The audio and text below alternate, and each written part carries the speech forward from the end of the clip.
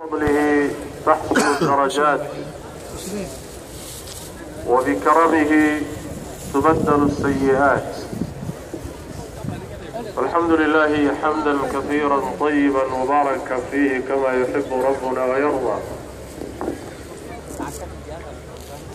أيها الأحبة في الله، اليوم يوم عيد الفطر، يوم عظيم من أعظم أيام الله تبارك وتعالى. بمثل هذا اليوم يحتفل المسلمون بهذا العيد المبارك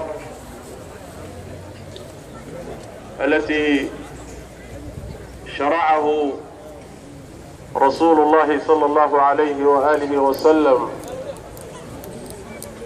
إذ قدم المدينة صلى الله عليه وآله وسلم ولهم يومان يلعبون فيهما، أي لأهل المدينة يومان يلعبون فيهما. فقال صلى الله عليه وآله وسلم: ما هذان اليومان؟ فقالوا: كنا نلعب فيهما في الجاهلية. فقال صلى الله عليه وآله وسلم: قد أبدلكم الله بهما خيرا منهما يوم الفطر ويوم الأضحى.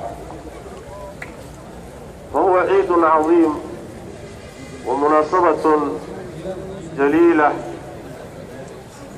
يحتفل فيه المسلمون ويفرحون